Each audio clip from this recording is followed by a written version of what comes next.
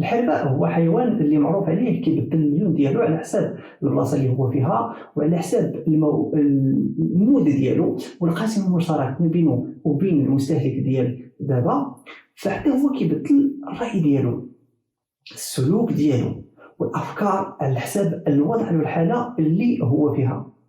والسبب ديال هذا التغير راجع لبزاف ديال العوامل، منها العروض اللي ولات كثيره، يعني اشكال وانواع في السوق، زائد الانفتاح على الاراء والموضه العالميه من خلال التكنولوجيا اللي كاينه في هذا الوقت، وخصوصا عبر وسائل التواصل. داكشي علاش ولا الكليان ديال اليوم كيبدل الراي ديالو دغيا، وصعيب تحطو يعني في شي كاتيجوري.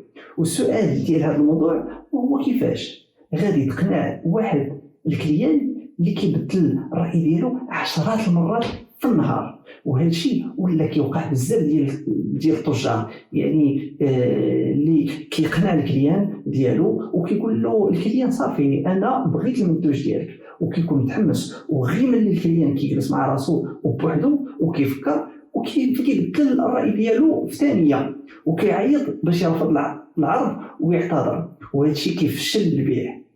وإلا كنتي تاجر ولا عندك شي منتوج وباغي تبيعه ولا باغي تدخل لهذا الدومين ديال التجاره، فضروري تكون تعرف شويه في التجاره سورتو ديال هذا الوقت، وتفهم طريقه التفكير والسلوك ديال الكليان والاشياء اللي كتاثر فيه، حيتاج واخا يكون عندك احسن منتوج في السوق، والا ما كنتيش فاهم الكليان ديال هذا الوقت فغادي يصعب عليك انك تعرف تتواصل معاه وتوافق ما بين الاستعمال المنتوج ديالك مع المنتوج ديالك او الخدمه اللي كتبيع مع الحاجيات ديالو، وغادي يصعب عليك حتى توصل الاقناع ديالو باش يشري المنتوج ديالك.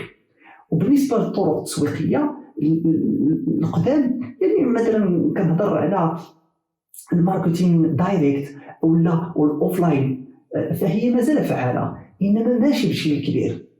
في هذا العرض غادي نحاولوا نعطيو بعض الخصائص اللي كتميز هذا الزبون، ونفهموا السلوك ديالو مزيان، ونعطيو بعض النصائح الفعاله للمسوقين باش تعرفوا تعاملوا معاه وتكسبوا الثقه ديالو. واول ميزه غادي نبداو بها وهي عدم الاخلاص لمنتوج معين، وهذا الشيء راجع لبزاف ديال الاعتبارات، منها المستهلك ولا غادي مع المنتوج اللي في الترند والموضه اللي كاينه. وإلا كنتي كتبيع ليه اليوم واحد المنتوج اللي في الترند وخرج لغد ليه واحد المنتوج اخر طالع في الترند، فالزبون ديالك غادي يبدل المنتوج ديالك بمنتوج اخر تلقائيا وما غاديش يعقل عليك. والسبب الثاني وهو في الكوفيد بداو المستهلكين كيشريو بالانترنت، وهذا الشيء عطاهم الفرصه باش يقارنوا ما بين الاثمنه والجوده ديال المنتوجات. ثالث سبب ان المستهلك ولا كيشري المنتوج ماشي باش يلبي غير واحد الحاجيه، لا، انما باش يكون واحد الصوره اللي خلقها في عقله عليه، وهي اللي غادي يبغي يبان بها قدام الناس. فمثلا الا كان انسان عزيز عليه الرياضه فغادي يشري المنتوجات والالبسه الرياضيه باش يكون ديك الصوره نتاع الشخصيه الرياضيه ويوريها للمحيط ديالو. زائد المستهلك ولا المستوى ديال التوقعات ديالو طالع بزاف، وما بقاش كيقارن الخدمات ديال المسوق المحلي مع الخدمات ديال مسوق اخر محلي، لا، ولا كيقارن الخدمات ديال المسوق المحلي مع خدمات مسوق عالمي، فالتوقعات ديالو ولات عاليه بزاف. زائد ولات كتطور بشكل اسرع من تطور المنتوج اللي خارج في السوق. زائد ان المستهلك ديال اليوم هو مستهلك انتقادي وساخر، ممكن انه ينتقد ويضحك على المنتوج او اشهار حالة الى لقى فيه عيب صغير ولا شي رساله ما كتحترمش الثقافه ديال المجتمع. بحال مثلا نعطيكم مثال ديال ميراندينا فاش كتبات على المنتوج ديالها كلمه كنبغيك، وخرجوا الناس كينتقدوا الانتقادات على ان الميغادينا كتشجع على الفساد الاخلاقي.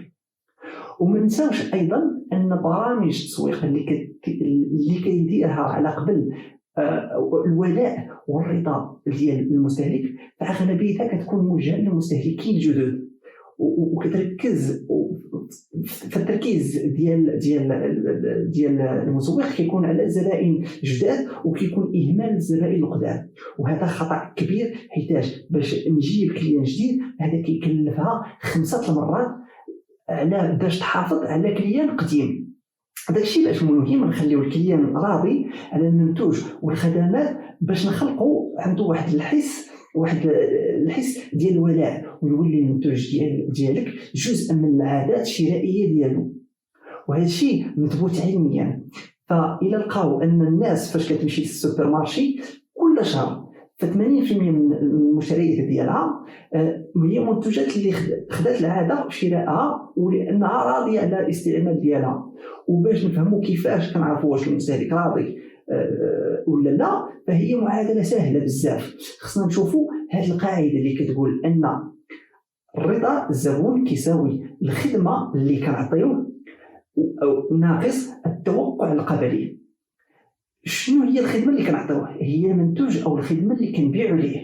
وشنو هو التوقع القبلي؟ هو التوقع للمسوق كيعطيه من خلال الوعود ديالو اللي كيروجها مثلا في الاشهار.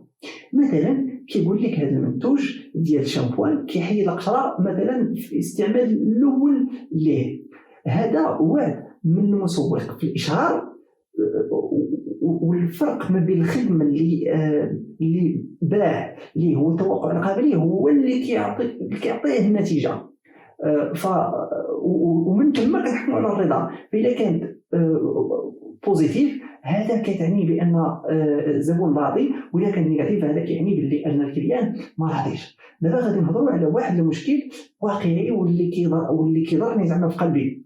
ملي كنشوف المسوقين واللي كيعطيو التوقع القبلي عالي بزاف لدرجه ولات ازمه الثقه عند الزبون. المشكل فين كاين؟ ان في الوقت اللي التوقع القبلي كيكون طالع بزاف، بحال مثلا المسوق كيبيع واحد المنتوج طبيعي ودار ليه اشعار اللي فيه كيواعد المستهلك ان في استخدام المنتوج غادي يعالج ليه مشكل معين خلال 3 ايام، علما ان المنتوج ممكن يكون كيعالج المشكل انما ماشي في هذا الوقت هذا اللي هو قليل، فهو كيعالجه في اكثر من هذا الوقت. وهذا يعني مثلا نهضروا مثلا على قبل نقولوا مثلا شهرين ديال الاستعمال. هنا كاين مشكل اللي هو واخا المنتوج كيعالج المشكل ديال البشره الا ان الزبون ما عمره غادي يكون راضي، حيت التوقع القبلي اللي عطى ليه المسوق في الاشهار خلى التوقع القبلي ديال الزبون طالع بزاف، ولا كيتوقع ان العلاج يعني غادي يكون في 3 الاستعمالات الاولى، يعني في 3 ايام وماشي في شهرين ديال الاستعمالات. وهذا المشكل اللي كيطيح فيه معظم المسوقين اللي كيبغيو يبيعوا دغيا يعني من خلال الاشهار، وكيوضعوا توقعات كبيره اللي كتخلي المستهلك في عدم رضا في الوقت اللي كيستعمل فيه المنتوج.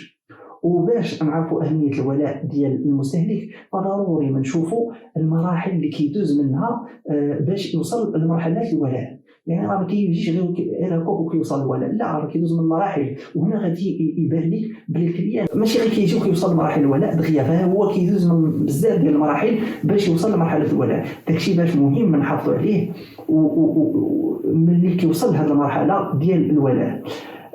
فاول مرحله وهي المعرفه، يعني كيتعرف على المنتوج من خلال اشهار او شاف المنتوج في شي بلاصه او سمع عليه. ثاني مرحله وهي الثقه، هي مرحله نفسيه حيتاش بدا كيتيق في المنتوج من اكثر ما سمع عليه ومن اكثر ما شوفوا زعما في الاشهار، وكثر بعدها كتجي مرحله التحرك، وهي مرحله اللي كيقلب فيها المستهلك على معلومات ديال المنتوج ويقارنوا بمنتوجات اخرى. الشراء وهي المرحله الاخيره اللي مشى فيها المستهلك يشري هذا المنتوج. واعاده الشراء وهي المرحله اللي المستهلك عجبو المنتوج واقتنع به وعاود شراه وبزاف ديال المرات.